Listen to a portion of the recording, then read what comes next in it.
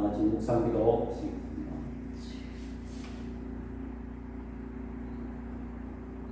복음을 전파하기를 소원하는 주의 백성들이 이 시간 하나님 전에 나와 예배를 드립니다. 이 시간 드려지는 예배가 신령과 진정으로 드려지는 예배가 되게 하여 주시고, 예배 중에 임하시는 성령을 통하여 하늘문이 열리는 놀라운 역사 있게 하여 주옵소서. 예수님의 이름으로 기도드립니다. 아멘. 우리 찬송가 1장 시겠습니다.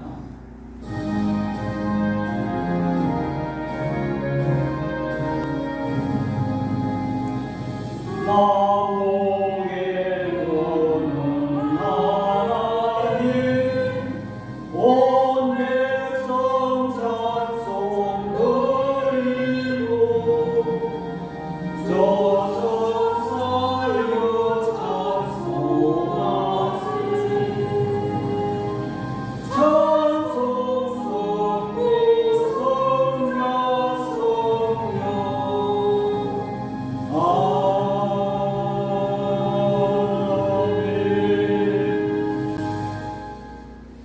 사도신경 보러 가겠습니다.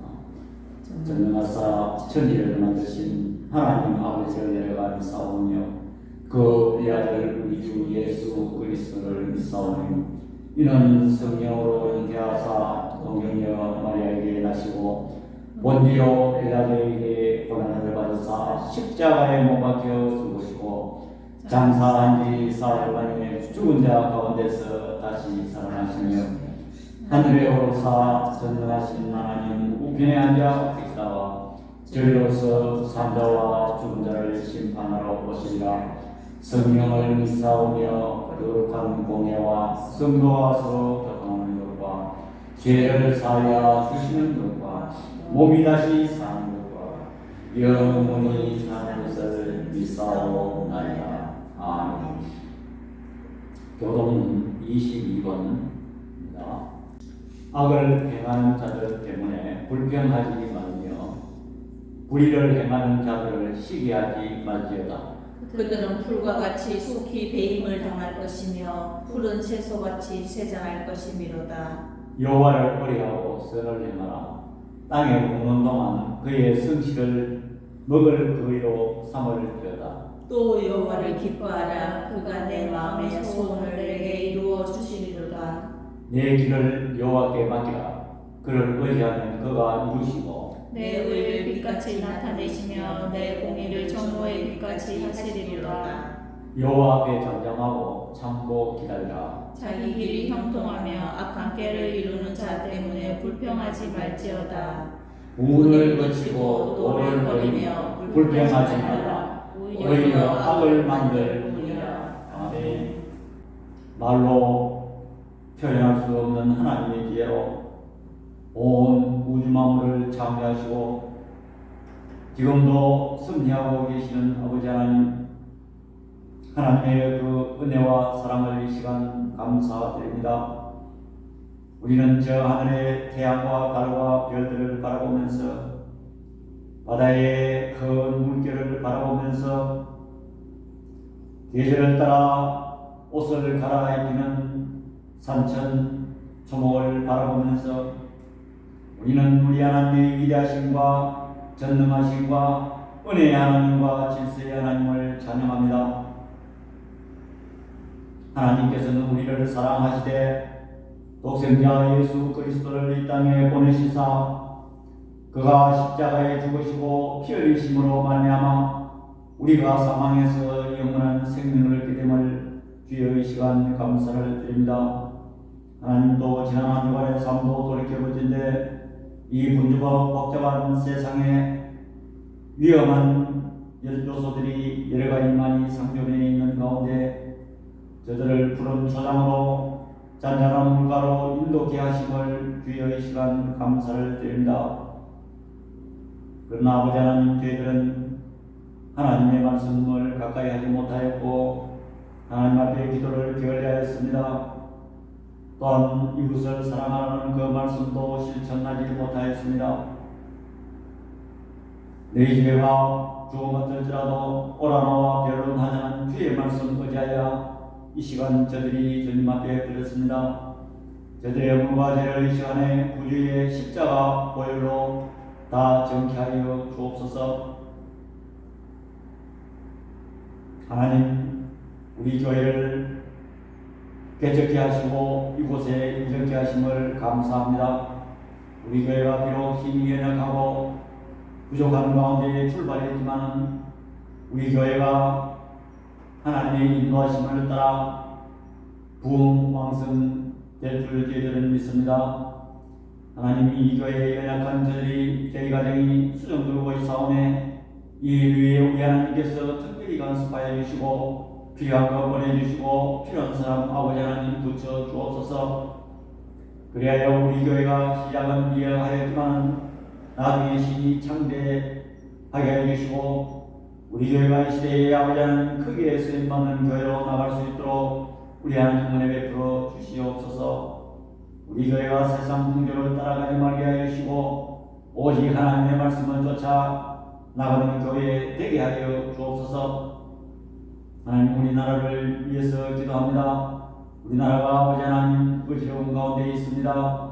이 일에 우리 하나님께서 간섭하여 주시고 이 나라가 아버지 하나님 이 백성들이 이념과 사상 문제로 분열되고 갈라져 있습니다.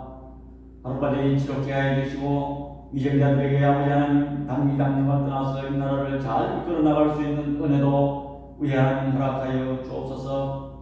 그래야 이 나라가 다시 한번 제사장 국가가 되고 세계를 향하여 복음의 빛을 발할 수 있는 나라로 나갈 수 있도록 우리 하나님 은혜 베풀어 주시옵소서.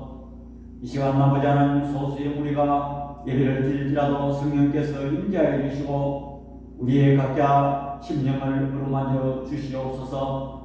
하나님, 우리 이 시간 부족한 종이 하나님의 말씀을 전가하려고 섰습니다. 인간의 사상이나 인간의 지혜를 전하는 시간 되지 말게 해주시고 오직 하나님의 말씀을 전가하는 이 시간 삼아 주옵소서.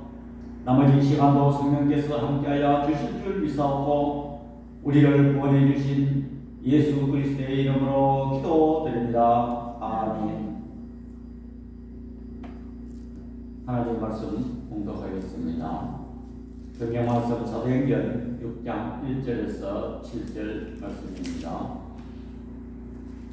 그때 제자가 더 많아졌는데 헬라파 유대인들이 자기의 과부들이 매일의 구제에 빠짐으로 히브리파 사람을 원망하니 12사도가 모든 제자를 불러 이르되 우리가 하나님의 말씀을 제쳐놓고 적대를 일삼는 것이 마땅하지 아니하니 형제들아, 너희 가운데서 성령과 지혜가 충만하여 칭찬받는 사람 7을 택하라. 우리가 이 일을 그들에게 맡기고 우리는 오로지 기도하는 일과 말씀 사역에 힘쓰리라 하니 온 무리가 이 말을 기뻐하여 믿음과 성령이 충만한 사람 스데반과 또 빌립과 프로고로와 니가노르와 디몬과 바베나와 유대교에 입교했던 안디옥 사람 니골라를 택하여 사도들 앞에 세우니 사도들이 기도하고 그들에게 안수하니라. 하나님의 말씀이 점점 왕성하여 예루살렘에 있는 제자의 수가 더 심히 많아지고 허다한 제사장의 무리도 이 도에 복종하니라. 아멘. 우리는 그 지난주에 이어서 사도행전을 가지고 계속 말씀을 전가하고 있습니다. 사도들은 온갖 핍박 속에서 거기에 굴하지 아니하고 하나님의 말씀을 전거했습니다. 그런데 그들은 그때의 그런 말이 오늘 본문을 시작하기 전에 말이 나옵니다.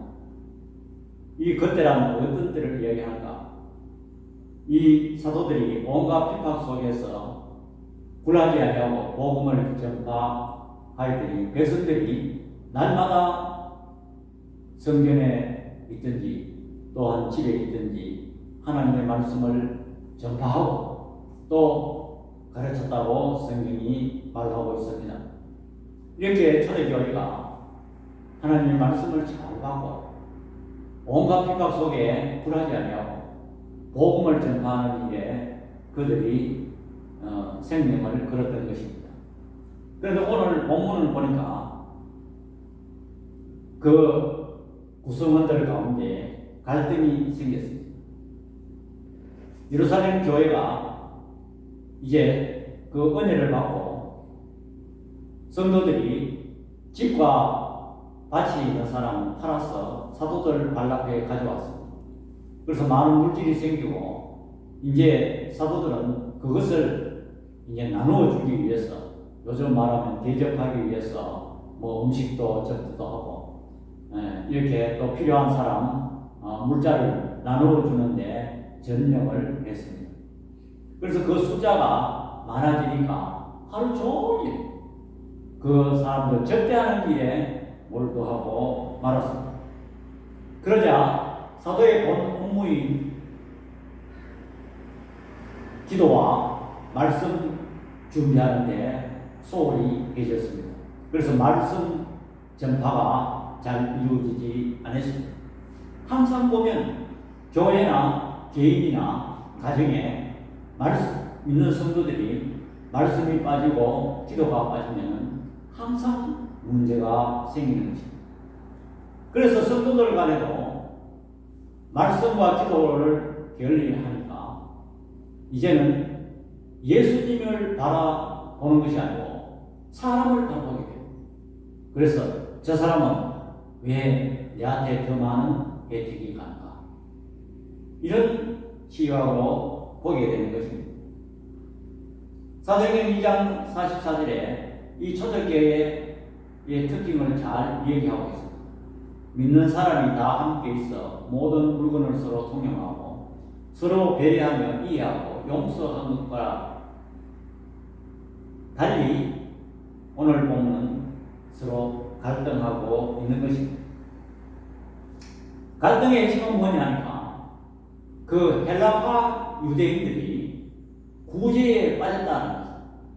다시 말해서 헬라파 과부들에게 이제 구제 물자를 나눠주는데 히브리파 과부들에게는, 유대인들 과부들에게는 그 구제가 이루어지는데 헬라파 유대인들 과부들에게는 구제에서 제외되어 있다는 것입니다. 한마디로 말해서 보급품을 받지 못했다는 것입니다.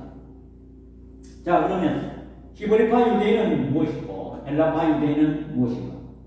히브리파 유대인은 그 본토의 사람들을 이야기하는 것입니다.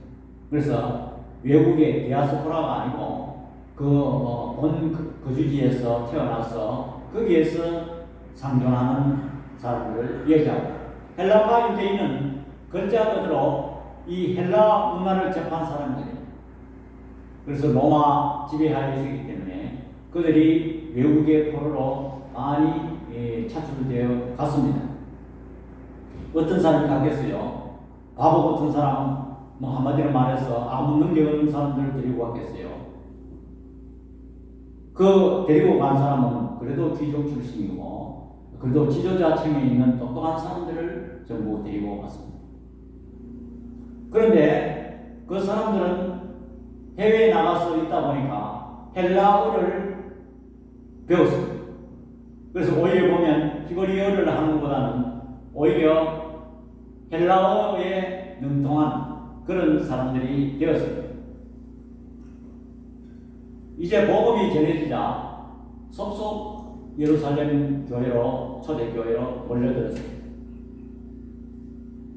그러자 그 사람들은 오히려 헬라어가 능통했기 때문에 끼리끼리 모여서 이제 예배를 드리고, 그때 당시에 예루살렘 부근에 회당이 한 400개 정도 있습니다. 그 회당이라는 것은 요즘 말하면 교회 혜택이죠. 각 지역에 거기에서 모여서, 그래서 헬라어가 통하고 외국에서 갔다 온 사람들끼리 모이고 또 본토 사람들은 또 본토 모이고 이렇게 있는 그런 것을 우리는 떠올리면 되겠습니다. 이렇게 해서 이제 이 헬라파 유대인들 과부가 그 구제 보급품을 받지 못하자 갈등이 생겼다는 것입니다. 교회가 생명의 말씀을 전파하는 것이 목적인데 사도들은 계속 거기에 매달려 다시 말해서 구제하고 나누어주는 일에 거기에 하루의 해가 다갔습니다. 그때 당시에 몇천 명이 회개하고 교인들이 되었으니까 얼마나 많은 인원을 거기에서 매달려서 하루 종일 보내고 말았습니다. 이렇게 갈등이 생기자 사도들은 판단을 합니다. 그래서 어떤 교회에 문제가 생기면 판단을 빨리 해요. 진단을 빨리 해요. 그래서 사도들이 우리의 본업인 기도와 말씀에 등한시하고 여기에 구제에만 매달리니까 여기에 문제가 있다는 것을 깨달았습니다. 그래서 갈등을 그들이 해소하고 또 그들은 했는 결과에 어떻게 된다면 사도행전 6장 7절 다 같이 시작. 하나님의 말씀이 점점 왕성하여 예루살렘에 있는 제자의 수가 더 심히 많아지고 허다 제사장의 무리도 이 도에 복종하니라. 어떻게 해서 이런 결과를 왔을까 하는 것을 오늘 짚어보려고 합니다. 갈등이 있는 곳에 그들이 어떻게 대처해서 위기를 극복하고 제자의 수가 많아졌는가입니다. 첫 번째로 사도들이 7 집사의 선택을 결정하였습니다. 오늘 본문 2절에서 4절에 보면 12사도가 모든 제자를 불러 이르되 우리가 하나님의 말씀을 제쳐놓고 접대를 일삼는 것이 마땅하지 아니하니 형제들아 너희 가운데서 성령과 지혜가 충만하여 칭찬받는 사람 7을 택하라. 우리가 이 일을 그들에게 맡기고 우리는 오로지 기도하는 일과 말씀 사역에 힘쓰리라 하니 그랬습니다. 사도들은 아주 발빠르게 문제를 진단하고 그것을 처방했습니다. 성령 충만하고 칭찬받는 7 집사를 선출하게 됩니다. 그러면 어떤 사람을 우리는 선택했는가? 디모데전서 3장 2절에 보니까 이것이 오늘날 집사의 자격이라고 말을 하고 있습니다.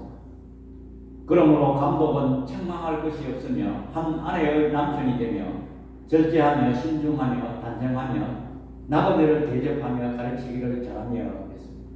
실질적으로 이것은 집사의 자격을 얘기하지만 실질적으로 이런 자격을 다 갖춘 사람은 세상에 없습니다. 그러면 왜 이런 성경이 집사의 자격을 말하고 있을까요? 이렇게 되어야 된다는 것을 말하고 있는 것입니다. 오늘날 수많은 교회가 교회 내에 불화가 있음에도 불구하고 그것을 적극 대처하지 못하고 갈등을 안고 가는 경우가 굉장히 많습니다. 또 서로 양보하기 싫어서 서로 힘 겨루기 하는데 힘을 잃어버리지 않기 위해서 계속 갈등을 안고 가게 됩니다. 그러면 그 갈등이 계속 커져서 나중에 교회가 갈라지고 분려 범함이 커지는 경우를 우리는 많이 보는 것입니다. 초대교회는 한창 성장을 그대로 가는 교회, 이와 같은 교회의 내부 문제는 교회의 일치를 위해서 시급히 해결해야 할 과제가 아닐 수 없는 것입니다. 사도들은 이 문제에 대해서 지혜로운 결정을 내렸으며 사도들의 결정은 2가지 차원에서 중요한 의의를 가지고 있는 것입니다. 그 중요한 의의가 뭐냐면 첫 번째 리더십의 분산과 균형입니다. 사도들은 7 집사를 세워 구제와 같은 봉사의 직무를 맡게 했습니다. 이것은 구약 광야 시대에 모세가 이스라엘 백성들을 광야에서 제만하는 모든 일을 처리 혼자서 하루 종일 매달렸어요. 그래서 그의 장인 이드로가 와서 보니 이 모세에게 말합니다. 이것은 리더자를 세워서 맡기라고 말하고 있어요. 그래서 100부장과 1000부장과 50부장, 10부장을 세워서 자신에게 집중되는 직무를 적절히 분산시켜놓는 것을 우리는 볼 수가 있는 것입니다. 이처럼 어떤 권력의 역할 분담은 대단히 중요한 것입니다. 그러면 독선이 있을 수가 있고 또 횡포가 있을 수 있는 것입니다. 또 일곱 집사의 선출은 두 번째로 사도들이 자신의 본래의 직무에 충실할 수 있게 되었습니다. 사도들의 본래의 직무가 뭡니까? 기도와 오늘날 말하면 목회자인 것입니다. 목회자는 기도와 말씀에 전무해야 되는 것입니다. 이렇게 지혜롭게 해결함으로 해서 초대교회가 실제로 있는 말씀과 같이 말씀이 점점 왕성하여 예루살렘에 있는 제자의 수가 더 많아지고 허다한 제사장의 무리도 이도에 복종하니라는 결과를 낳게 되었습니다. 일곱 집사는 성령 충만하고 칭찬받는 사람을 뽑으라고 말했습니다. 이것은 실질적으로 그 사람이 완벽하게 이렇게 된 사람은 없는 것입니다. 사람의 의지로 안 되는 것입니다. 선출에 빠진 사람은 또 원망할 자격이 없습니다. 왜? 내가 집사의 자격의 기준이 안 되었어. 이 기준을 알 때에 그렇게 깨달으라는 것입니다.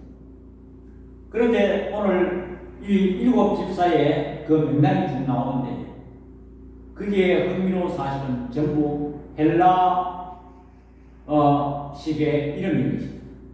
아마 여기 일곱 집사는 전부 헬라파 유대인들 중에 뽑아놓은 것 같습니다. 여기에 우리는 상당한 의미가 있는 것입니다. 교회에서 보면, 흔히 현대 교회에서 보면 직분자를 선출할 때에 자기 편에 있는 사람을 전부 이름을 써서 뽑습니다. 그러면 그 교회가 갈등이 있는데, 예를 들어서 갈등이 있는데 그것이 과연 불협화음이 해소될까요? 절대 안 됩니다. 그러면 교회 안에서 갈등은 나쁜 것인가?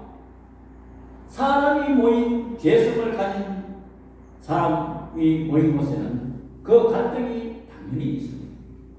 그러나 복음의 진수를 깨닫고 하나님의 말씀을 바로 받아들인 사람은 그 갈등을 짓누릅니다. 그 원망하는 그것을 짓누르고 살아갑니다. 예를 들어서 복음의 진수가 무엇입니까? 예수님이 나를 위해서 십자가에 피 흘리고 죽으십니다. 내가 영 죽어야 될 나를 예수님이 십자가에 피 흘리심으로 말미암아 나를 영원한 생명으로 옮겼다는 것을 깨닫는 사람은 큰 은혜를 받는 사람. 내가 죽을 내가 예수 믿고 구원받았는 그 은혜를 깨닫는 사람은 상대방을 비교하고 상대방을 시기하고 거기에 원망 불평할 그런 마음이 없어지는 것입니다. 원망 불평 시기하는 사람은 어떤 사람입니까? 예수님이 십자가에 죽으시고 나를 위해 죽으셨다는 것을 깨닫지 못하는 사람이 세상만 보이는 것입니다. 외형만 보이는 것입니다. 자, 그렇다면 이 사도들은 전부 히브리파 유대인들입니다. 그러면 이 헬라파 유대인들을 일곱 집사를 세웠을 때에 첫째, 말이 필요 없습니다. 인간과 인간 관계의 치유가 이루어졌다는 것입니다. 오늘날 많은 교회들이 그거는 하지도 않으면서 말씀으로만 화합하고 한다. 있을 수 없는 일입니다. 자, 그러면 불평 있는 그 헬라파 유대인들 중에 이 일곱 집사를 선택했으니까 이미 교회는 화합할 수가 없는 것입니다. 또 이 사람들은 성령 충만 받았기 때문에 이 히브리파 유대인들에게도 아무 문제 없습니다.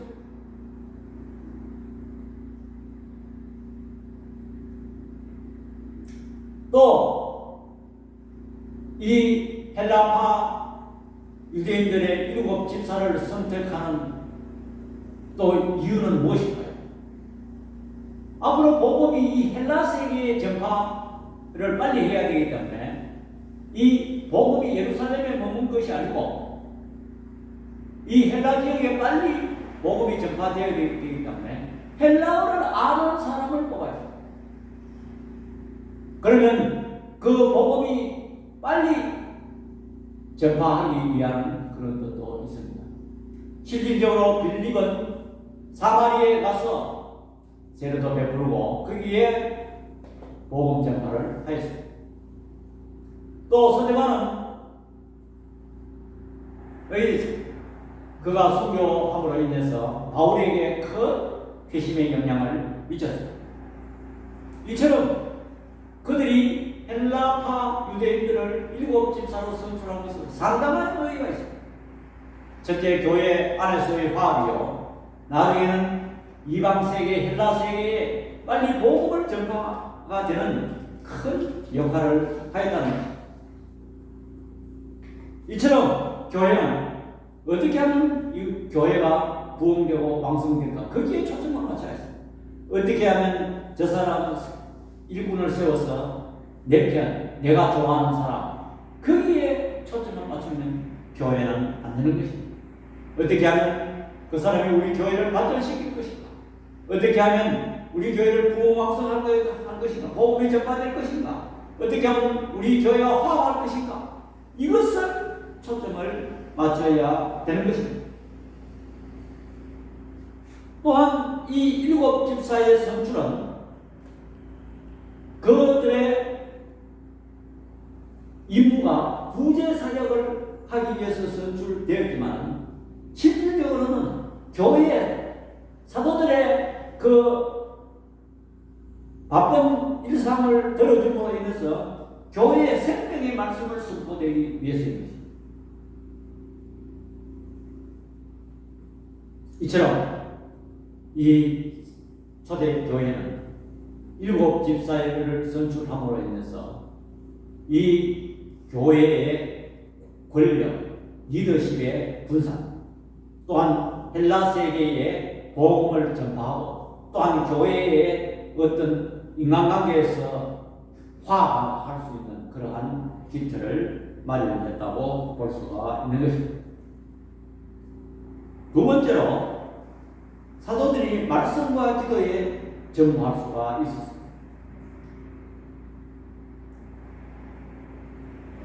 그 결과는 어떻게 됐냐? 사도행전 1장 7절에 보니까 하나님의 말씀이 점점 왕성하여 있습니다. 이제 사도들은 업무를 일곱 집사에게 맡겨놓고 자기네들은 하나님 앞에 기도를 열심히 했습니다. 기도를 하니까 성령께서 임재하시고 또한 하나님의 말씀을 연구하고 그 백성들에게 말씀을 전파했습니다. 말씀이 전파되니까 말씀을 받아들이고 하니까 그 제자의 수가 많아졌다고 본문이 말하고 있는 것입니다.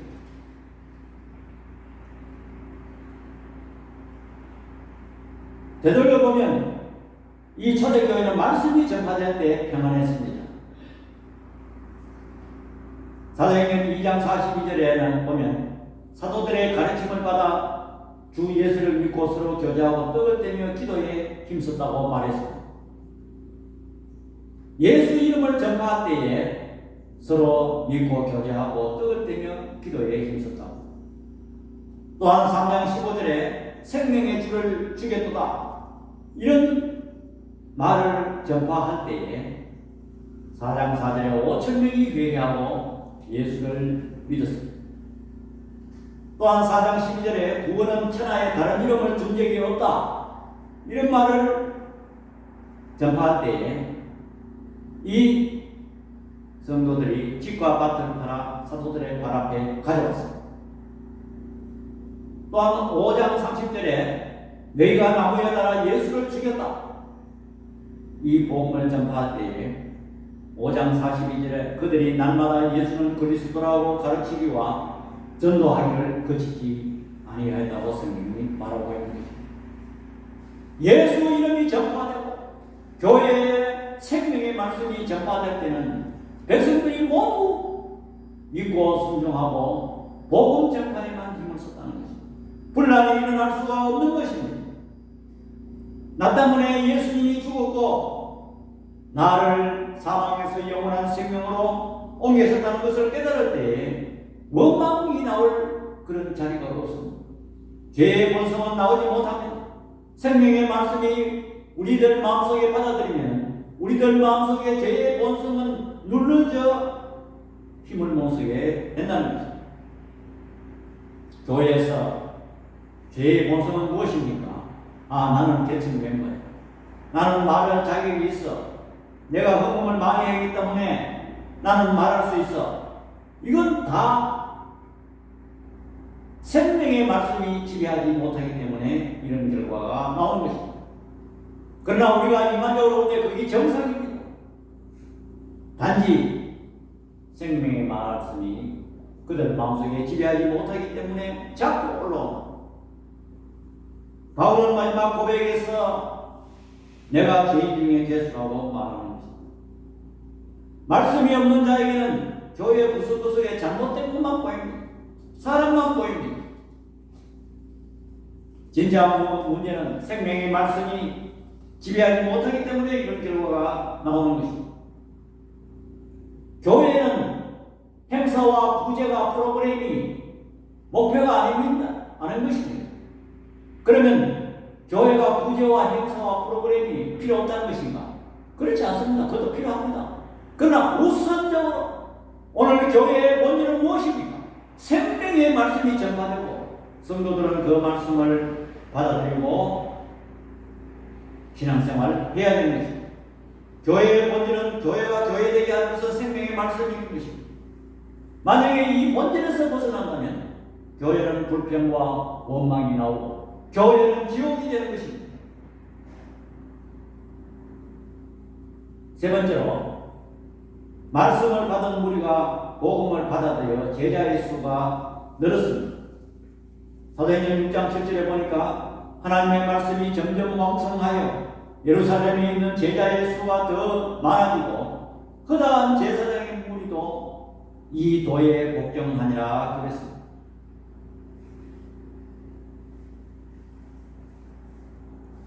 하나님의 말씀이 풍성하고 하나님의 말씀이 많아지니까 예루살렘에 있는 제자의 수가 더 심히 많아집니다. 허다한 제사장의 무리, 제사장이 어떤 사람입니까? 제사장은 유대교의 지도자들입니다. 그들은 그리스도 예수님이 전파되는 것을 비판하는 자들입니다. 그들까지도 한마디로 말하면 대적의 세력들이 오히려 하나님의 말씀이 왕성해지니까 복종하고 더 이들도 허다한 제사장의 무리라 많은 제사장이 예수를 믿었다는 것입니다. 그때 당시에 아마 제사장들이 한 8,000명 가까이 되었다고 말하고 있는 것입니다. 이런 사람들조차 하나님의 말씀이 왕성해지니까 이 말씀에 복종했다고 성경이 말하고 있는 것입니다. 이처럼 교회의 핵심은 생명의 말씀인 것입니다. 말씀이 없는 교회는 무형괴물이 되는 것입니다. 유럽 교회를 보십시오. 교회당이 없어서 유럽 교회가 무너졌습니까? 교회당이 500년 동안 얼마나 화려하게 그 천장이 얼마나 높고 거기에 미술 작품이 얼마나 화려하게 되어 있으며 조각품들이 얼마나 화려해요. 오늘날 우리 교회 그 유튜브나 텔레비를 보니까 어떻습니까? 할머니들만 구석이 안 돼요. 그저 몇 명이 앉아서 예배를 드립니다. 교회가 정의서를 못 내서 팔아서 뭐 하느냐? 나이트 클럽하고 술집을 하고. 이게 오늘날 현실. 그러면 교회가 왜 그렇게? 중세교회부터 교회는 부패 타락하게 됐습니다. 느레상서 문화와 함께 교회는 인간이 지배하게 됐습니다. 생명의 말씀이 사라지게 됐습니다. 그래서 교회는 사람 듣기 좋은 그 문화에 맞춰서 아주 길을 저렇게 하고 그저 인간을 안심시키고 위로하는, 다시 말해서 목사들의 설교는 수필이 되었습니다. 사람 듣기 좋은 어떤 인문학적 설교를 하게 됐습니다. 교회에서 죄의 본질을 깨닫게 하지 못하니까 오늘날 유럽 교회가 그렇게 되고 말았습니다. 우리 한국 교회 오늘 이 본문을 보면서 한국 교회도 정신 차리고 각성을 해야 됩니다. 성도들의 지식 수준이 높아지기 때문에 이제 목사도 설교도 아주 크게 발맞춰서 인문학적으로 어떤 인간의 감성을 건드리는 그런 설교에 초점을 맞춰서 한다면 우리 교회, 우리나라 교회도 머지않아 유럽 교회와 같이 될 수밖에 없다는 것을 우리는 깊이 깨달아야 되는 것입니다. 오늘 우리는 이 본문을 보면서 사실 그 구제 사업은 하나님의 행사입니다. 사람의 어떤 부족함을 채워주는 그러한 만족을 주는, 육신의 만족을 주는 행사입니다. 사도들이 거기에서 전무할 때, 말씀을 사라질 때에 교회는 불평이 생겨나고 교회는 걷잡을 수 없이 나락으로 떨어지는 위기에 처했습니다. 오늘날 우리 한국교회 이것을 잘 말해주고 있습니다. 우리 개인도 마찬가지입니다. 우리 개인도 일상에 바쁘고 자기 하는 일에 너무 몰두하다 보면 말씀이 그 사람 마음속에 사라지고 기도가 사라지면 역시 이 곤란한 것입니다. 우리는 굉장히 주의하고 신중해야 되는 것입니다. 어떤 분은, 어떤 목사님은 나는 바쁘기 때문에 기도한다. 나는 바빠서 기도 못해. 나는 내가 하는 일이 너무 바빠. 그것은 사탄이 기도 못하게 자꾸 막는 것입니다. 그렇게 해서 결국은 어떻게 돼요? 나중에 뻥! 나는 그 목사님의 말이 아주 명언이라 나는 바쁘기 때문에 기도.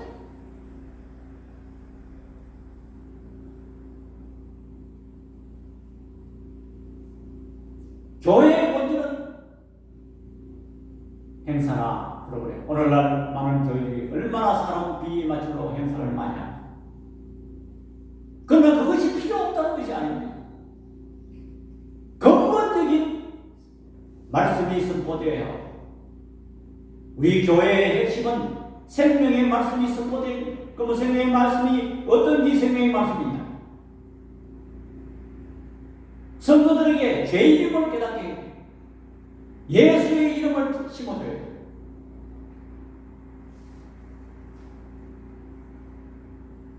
그래야 큰 은혜를 받습니다. 큰 은혜를 받은 사람은 어떠한 시련이 와도 어떠한 내게 원망할 거리나 어떠한 불평 이게 있어도 다 참고 넘어갑니다. 그렇지. 예수님이 나를 위해서 십자가에 죽으셨는데 내가 이까지 거 이까지 그 어떤 차별 이건 다 극복할 수가 있는 것입니다. 그래서 성경은 빌립보 2장 5절에 너희 안에 이 마음을 품으라 고 그리스도의 예수의 마음이니 그랬습니다. 예수 이름이 선포되는 곳에 예수님의 마음을 품을 수가 있는 것입니다.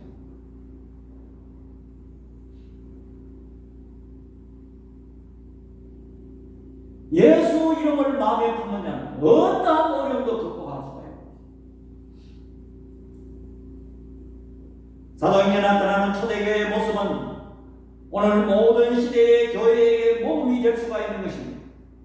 비록 문화와 상황은 달라도 초대 교회가 보여준 원리들은 오늘날의 목회자에게 그대로 적용할 수 있으면 또 그렇게 해야 합니다. 오늘날 교회는 또 리더십이 목회자 개인에게 집중되어 있습니다. 목회자들은 교회의 모든 세부적인 업무까지 관장하다 보니 쉽게 지쳐있고 말씀에 소홀하기 쉽습니다.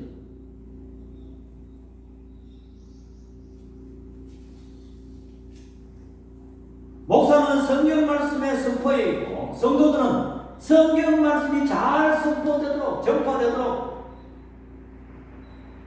목사를 해방시켜 줘야 합니다. 그렇게 노력해야 됩니다. 이것이 모두가 사는 길입니다. 초대교회에서 보여준 모범에 비추어 볼 때 행정과 봉사의 직무를 평신도들에게도 책임자들에게 과감하게 위임하고 교육자는 기도와 말씀 사역에 전무하게 될 때 하나님의 말씀은 점점 풍성해지고 성도들은 그 풍성한 말씀을 받아서 교회는 원망불평이 사라지고 교회는 더욱 부흥왕성될 것입니다. 우리는 이 말씀을 꼭 기억하면서 교회의 본질은 생명의 말씀을 전파되는 데 있고 또한 생명의 말씀이 잘 전파될 수 있도록 모든 성도들이 힘써야 될 것입니다. 이 말씀을 꼭 기억하면서 우리는 생명의 말씀이 잘 전파될 수 있도록 힘을 쓰는 저와 여러분들 다 되시기를 축원합니다. 아멘. 기도하겠습니다. 사랑의 아버지 하나님, 은혜와 사랑을 이 시간 감사드립니다. 교회의 본질은 생명의 말씀을 전파하는 데 있습니다. 이것을 제쳐두고 프로그램이나 구제나 봉사활동이 앞선다면 그 교회는 원망불평이 살아나서 교회를 어지럽게 한다고 본문을 통해서 우리는 알 수 있습니다. 우리는 생명의 말씀이 잘 전파되도록 개인이나 가정이나 교회가 생명의 말씀이 잘 받아들일 때 인간적으로 보이는 모든 차별이나 이것을 극복하고 또 개인, 가정, 교회가 더욱 안정적으로 갈 수 있다는 사실을 우리는 복음을 통해서 알 수 있습니다. 이 말씀을 꼭 기억하면서 생명의 말씀을 붙드는 우리들 다 되도록 우리 하나님께서 은혜를 베풀어 주시옵소서. 예수님의 이름으로 기도드립니다. 아멘. 우리 찬송가 505장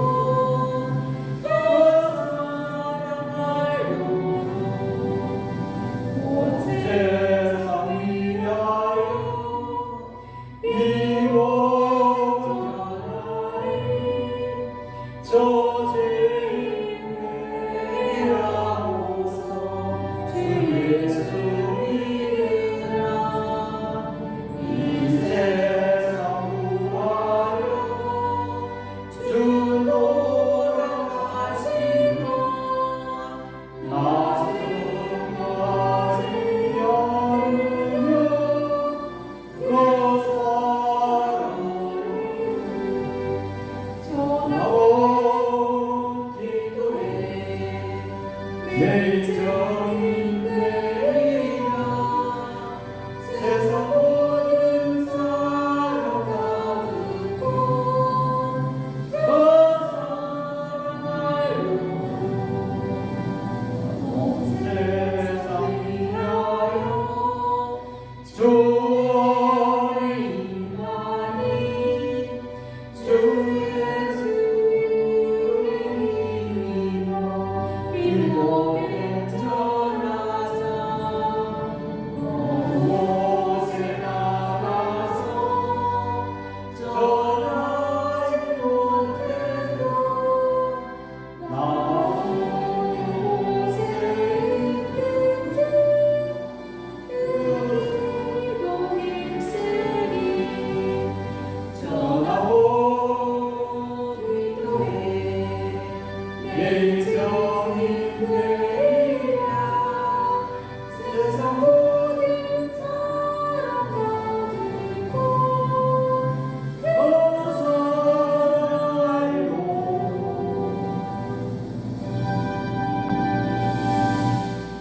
계속해서 우리 교회를 위해서 기도해 주시고 오늘 수요일 날 11시에 수요 기도드리겠습니다.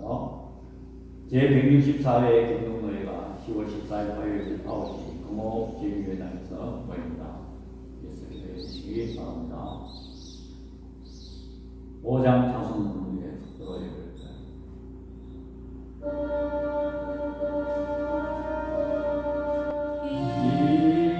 잊혀지고 마음을 들어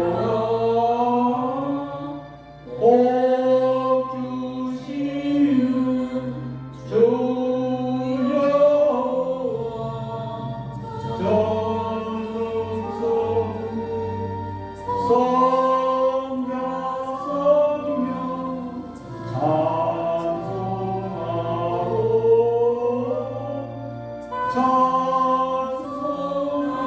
찬송하세. 아멘.